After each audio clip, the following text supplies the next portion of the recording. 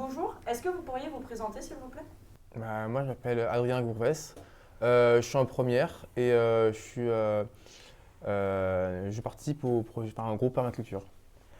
Bonjour, moi je m'appelle Thomas Morales, je suis également en première avec Adrien et je fais également partie du projet Permaculture. Je m'appelle Enzo Jagère, je suis en terminale générale à Saint-Charles. Bonjour, moi je m'appelle Noan Benoît Mathieu, je suis en terminale 1 à Saint-Charles. Pouvez-vous spécifier votre rôle au sein de Saint-Charles? En fait, on n'est pas une entité vraiment comme par exemple les clubs. On est plus une, une sorte d'organisation. Organisation est le mot est fort, mais une organisation qui en fait se charge des projets de Saint-Charles. Enfin, que je veux dire, on va beaucoup travailler sur premièrement les plantes, tout ça va être plantation de produits fruitiers ou des produits par exemple pour faire du thé ou des tisanes. Ou sinon, on va aussi permettre une meilleure, on va permettre aux personnes qui composent Saint-Charles, aux élèves bien sûr, de mieux s'épanouir, par exemple en habilitant la zone à côté du foyer, en leur permettant d'avoir par exemple, des bancs, des hamacs ou des zones pour se reposer. Eh bien, et via le projet, il permet également aux élèves de passer outre le cadre scolaire, c'est-à-dire la permaculture va leur permettre d'avoir un aspect créatif, notamment au vu de qu'il n'y ait pas de règles, c'est-à-dire bien évidemment il y a les règles de l'établissement, mais il n'y a pas de restriction sur la créativité, donc c'est assez instructif pour les élèves et on encourage vraiment beaucoup de personnes à venir pour nous aider. Nous on fait de la permaculture, on fait partie d'un club permaculture. Ouais, je dirais pas mieux aussi. Qu'est-ce qui vous a motivé à rejoindre le club permaculture?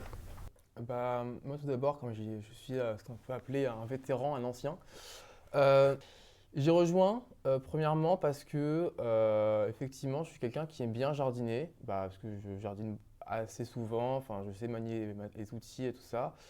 Et puis même en vrai je trouve ça assez cool, c'est assez détente en fait de faire ça, planter.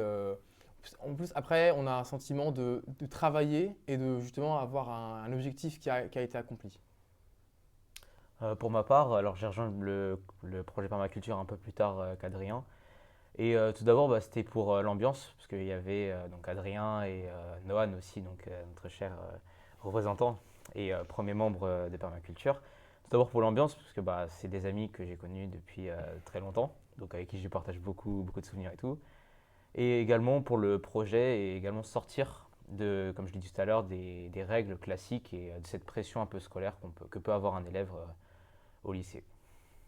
Alors franchement, moi j'ai appris, j'étais en heure de vie et notre responsable du coup permaculture, Monsieur Dupuis, il avait fait une présentation et en fait je suis venu vers lui et je me suis dit ça pourrait être bien. Vraiment par curiosité, j'avais pas d'affinité spéciale. Moi, à l'inverse, j'étais en permanence et je m'ennuyais, donc j'ai rejoint Thomas qui était déjà présent avec Adrien et Noan. Comme j'avais du temps libre, j'ai préféré faire du jardinage comme j'aime bien ça et surtout que pour changer des devoirs du milieu scolaire, c'était vraiment agréable. Que cherchez-vous à transmettre aux générations futures de Saint-Charles? Je crois un peu la conscience, un peu, on va dire, écologique. Parce que, comme on le sait bien, il y a un dérèglement climatique qui est en cours et même il y a énormément de déforestation. On a un non-respect un peu de la nature. Enfin, bien sûr, pas tout le monde, mais voilà. Et donc, c'est important de se reconnecter un petit peu avec elle, de comprendre du coup comment elle fonctionne, les choses qui sont vraiment importantes pour mieux interagir avec elle. Oui, ça aide aussi à montrer que tout est possible dans le sens où la permaculture, on va vraiment utiliser que des éléments donc, naturels, donc tout ce qui est, par exemple, on a un projet avec une utilisation de pierres, donc c'est-à-dire des pierres qui sont laissées au niveau d'un entrepôt au niveau du lycée et de la salle Mounier, donc un endroit spécifique, et qui ne sont pas utilisées, donc on essaie vraiment d'utiliser ces ressources pour créer un nouvel environnement plus propice à l'école. Surtout le plaisir, parce que je pense que c'est essentiel.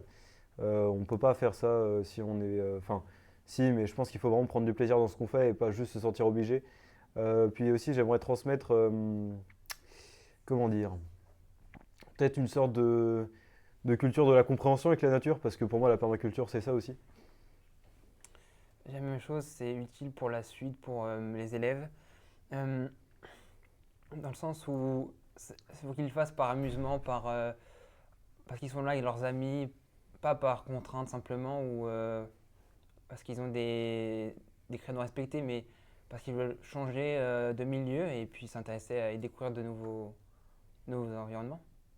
Et pouvez-vous nous expliquer la permaculture en un mot? Bah, je pense qu'en un mot, on va dire libre. En soi, c'est vrai que il n'y a pas de pression on rejoint à telle heure, il faut qu'on soit là maintenant, il faut faire ci, il faut faire ça. En fait, on est libre de faire un peu tout et n'importe quoi, de création, d'horaire. Voilà. Moi, je dirais la créativité, parce que ouais, y a pas, comme a dit Adrien, il n'y a pas de barrière. Et puis, ça laisse pousser vraiment notre esprit. C'est-à-dire qu'on peut avoir n'importe quelle idée et ça va être à nous après d'aller les chercher les ressources, etc. Pour aboutir à ce projet et soumettre notre idée aux autres, qui est franchement très intéressant. En un mot. Biomimétisme. Voilà. Alors le biomimétisme, comme son nom l'indique, si vous décomposez le mot par deux, c'est du biomimétisme, c'est-à-dire qu'on imite ce qui a marché dans la nature. Par exemple, si on prend l'exemple d'une forêt, c'est un peu l'idée, c'est-à-dire que on va mettre en sorte une sorte de, pour un exemple concret, pour un paillage, imaginez, on va essayer de créer un écosystème ou un microclimat, ça se fait beaucoup en permaculture, pour développer les plantes ou les plantes qui s'y trouvent. Donc en fait, on imite littéralement ce que fait de bien la nature. Je dirais de l'amusement. En fait, qu'est-ce que vous avez déjà mis en place à Saint-Charles? Bah, premièrement, la première chose qu'on a faite, c'est on a fait une bande, on a cultivé, on a retourné la terre, on a on a planté des plantes, étonnant. Mais du coup, on a effectivement mis des herbes aromatiques, de la menthe, même si elle est morte. Mais on a quand même mis des plantes pour justement au but de faire simplement des infusions ou en fait, on voulait faire un truc qui était plutôt sympa. Après, on est parti sur d'autres choses. On n'est pas parti que sur la plantation. Puis après, on est parti sur un peu, en soi, l'épanouissement des élèves de Saint-Charles dans des bancs, des hamacs. Bon, là, comme c'est l'hiver, on les a retirés. Mais par exemple, là, actuellement, on a fait une zone en fait, de repos en dehors du foyer. On pourra avant en été ou quand il fait chaud. Parce qu'après, quand il fait froid, c'est un peu compliqué. Mais quand il fait chaud, on pourra venir s'y reposer. C'est plutôt assez intéressant. Comme autre projet, on avait aussi donc comme l'a dit Adrien, pas que au niveau de la plantation, mais également au niveau des ressources. Donc on a eu le projet d'aller voir le service technique pour avoir plusieurs ressources et plusieurs moyens pour étendre notre créativité et voir ce qu'on pouvait faire. On a eu tout récemment, on l'a terminé hier avec Enzo, donc un autre membre de Permaculture, un bac de récupération d'eau, donc qui nous permettra pendant les temps pluvieux, oui, merci Adrien, de récupérer un maximum d'eau pour arroser les plantes en question, mais également les prochaines à venir. Pas mal de trucs parce que en fait, la permaculture, contrairement à ce qu'on peut penser, c'est pas que seulement planter. En fait, on a pour vocation aussi de s'adapter à notre environnement, c'est-à-dire Saint-Charles, donc c'est une école. Donc en fait, notre but, ça a été aussi de créer un espace plutôt sain pour les élèves de Saint-Charles. Par exemple, nous, on a placé des bancs, on a placé des hamacs. Et le projet, on a déjà installé aussi des plantes aromatiques dans une sorte de paillage pour que c'est une petite ambiance. On a installé des fleurs, on a voulu faire pousser plus loin le projet et mettre une sorte de petite terrasse. Donc c'est plutôt sympa en fait. Puis aussi, on a commencé une terrasse avec Thomas, Adrien et Noan aussi, pour les générations futures qui n'est pas encore terminée, qui est en cours de construction, qui est quand même bien avancé. Le projet de barbecue dont Thomas vous a déjà parlé sûrement avant. Projet de réservoir d'eau aussi, et c'est plutôt principalement ce projet-là. Est-ce que la permaculture est généralisable à votre avis? En soi, oui. Techniquement, la permaculture, tout le monde peut le faire chez soi ou même dans un lieu professionnel ou dans un établissement comme Saint-Charles par exemple. Oui, c'est faisable. Après, il faut quand même des connaissances parce qu'on ne va pas non plus cultiver des plantations en connaissant rien du tout. Soyons réalistes. La permaculture, c'est vraiment c'est une idée. En fait, on fait une sorte de communauté, une communauté où justement on va produire on va planter effectivement, faire des projets, etc., etc. Après, est-ce que c'est diversifiable dans tout le monde ou même jusqu'en France par exemple? Je ne sais pas vraiment.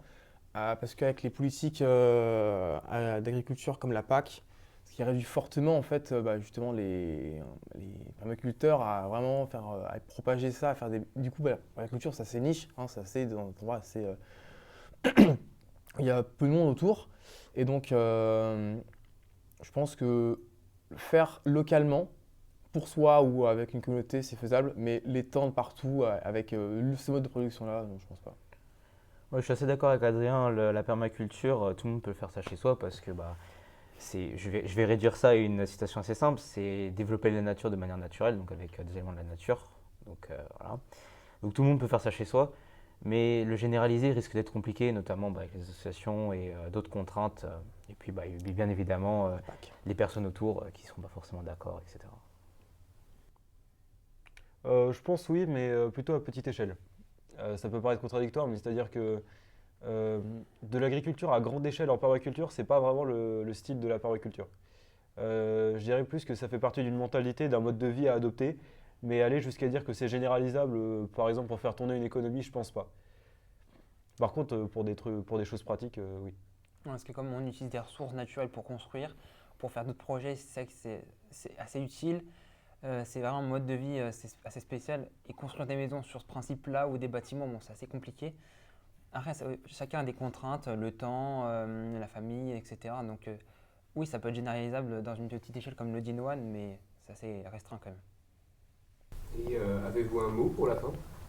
Oui, On a vraiment pas mal de futurs projets qui sont à venir, notamment avec l'instauration d'un îlot à barbecue, donc c'est-à-dire on va faire une sorte de puits, on va peut-être pouvoir faire un barbecue dessus, donc n'hésitez pas vraiment à rejoindre ce mouvement si vous voulez faire partie de ce projet qui est vraiment très intéressant et qui malgré tout peut s'avérer vraiment bénéfique pour certaines personnes qui ont besoin de relâcher la pression ou avec les examens, le bac, tout ça.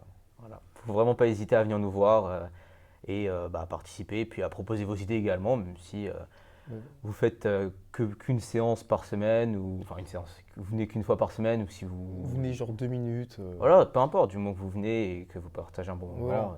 En soi, c'est juste c'est vraiment on offre en fait simplement aux élèves de Saint-Charles un moyen de soit sortir un petit peu, justement, par exemple, on révise, paf, on se dit j'ai changé d'air, tac, on fait une permaculture un petit peu, paf, on se met en révision.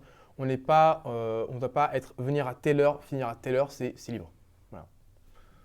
Ouais, vous pouvez venir voir. Ouais, venez, on vous montre en fait. Voilà. Comme ça, c'est plus simple. C'est gratuit en plus, Ah ouais, et en plus, c'est gratuit. Alors, ça vaut le coup. Hein. franchement. Merci beaucoup pour cette interview et au revoir. Au revoir. Au Merci à revoir. vous aussi. Au revoir. Vive la permaculture! Et le biomimétisme! Rejoignez-nous sur YouTube et Instagram.